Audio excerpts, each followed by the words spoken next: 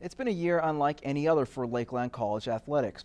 I sat down with the athletic development manager to discuss the Rustlers' success on the pitch, dismay on the basketball court, and the announcement of a national tournament.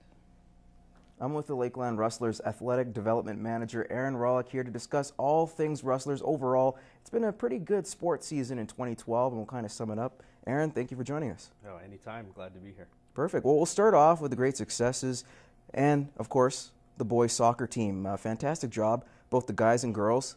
Third year in for the program, and we're starting to see it build. Can we just discuss that a little bit? Well, momentum. I mean, I think that's the best word to describe it, and you know, most of the credit obviously to the players, but to our coach Kevin Wagner. I mean, Kevin coaches both teams. You know, he's a busy guy running two programs, almost 40 student athletes that he directly looks after. So the commitment he's shown has passed over to those kids, and in the last 3 years he's built that program up. And this year it paid off. The men's team, you know, they got into the playoffs on a snowy day in October here to get in by beating Medicine Hat and then upset the number 6 ranked team in the country in the quarters. Unfortunately lost to the eventual champions in the semi, but bounced back and brought home our first ever soccer medal, which was a bronze at the ACAC championship. So I mean, it's just a huge step for the program. You know, some of the players that had been here since the start of it, to see them have some success and get something, you know, to kind of validate all their hard work was an impressive thing to see. Yeah, and it was nice to see as well as the ladies program also develop a little bit too, as their growth has started to see it at least go up. Well, yeah, for sure. I mean, that team has gotten a lot better. It improves every year. From our first year when we were, you know, having 5-6 goal differentials to, you know, just about every game this year was a tight game.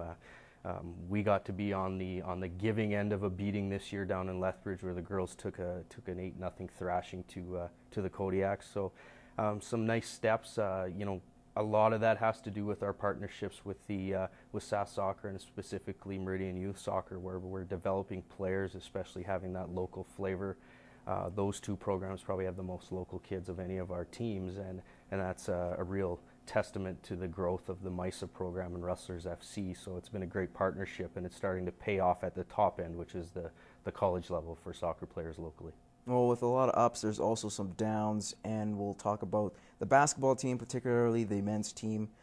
Coming in, Peter Sambu, the last 2 seasons, helped this Rustlers program develop to the way it needs to be, one of the top teams in the nation. Then his sudden departure, definitely a jolt to the system.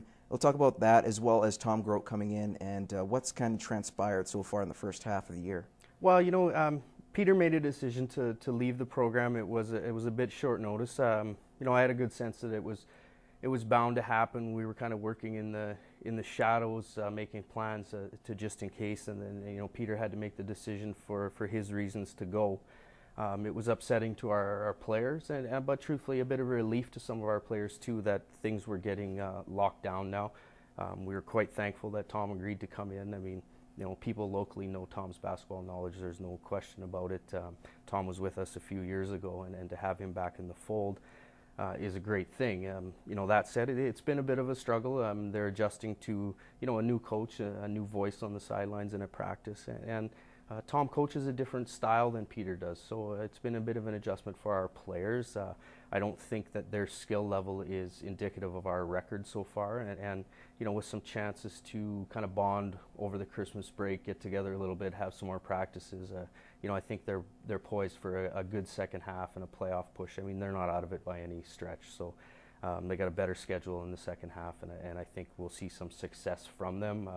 You know, obviously we're not 20-0. That's not going to happen this year, and may not happen in the ACAC, you know, for quite a long time again. So, you know, that was nice that we got that mark last year, but that's done and gone, and we're focused on this year and confident in Tom leading this program into the future. The women's volleyball program is hosting nationals. Very exciting time for the school. It's its 100th birthday as well, coming around in 2013. And this is the first ever national tournament hosted by Lakeland. Exciting times, and there's a lot of buzz going around. Yeah, you know, I've had some sleepless nights. Some of them I think, you know, I wake up and I'm excited that we're hosting this tournament. The next night I'll wake up and thinking, what have we gotten ourselves into? But you know what? the community of Lakeline College, the community of Lloydminster is rallying behind us to help host this event. It's a big endeavor for us. We're one of the smaller schools that have ever hosted this championship, so it's going to be a good fit. And you know, I know you know full well, I mean, we've got a good team. You know, our girls are ranked top 10 nationally. They probably should be even higher. They're a force to be reckoned with. We're, you know, big, athletic, well coached. I mean, Austin Dyer has done a heck of a job with them. It's been a building plan. We talked about this 3 years ago about putting a bid in. We kept Austin in the loop the whole time. And as it progressed forward, we got a sense that, you know what, we're probably going to get awarded the championship. So he built the team accordingly. We're a very veteran team, you know, with a couple of fifth years, some fourth years, third years. Really, the team really runs one pure rookie out of high school. So they've got experience. They don't get rattled. I mean, and the proof is there. They're sitting at 9-1 right now, and at the top of the ACAC standings. So they're going to be a force to reckon with in our own gym. I mean, it is a tough place to play. We've got great fan support for that team, not just from you know, the parents that all come, but the student body and the local community. I mean, volleyball's popular here, especially on the girls' side of things. So we get a lot of people that come out, watch and cheer, and then and of course we've become somewhat infamous for the drum guys that are in the front with the drums going absolutely bananas and getting the crowd all fired up. Thank you, Aaron, for joining us here, and a pleasure to kind of talk to you about what's coming up for 2013 and how the teams are going to progress. Yeah, anytime, Moses. That's all the time we have for sports. We'll have more news and weather coming up.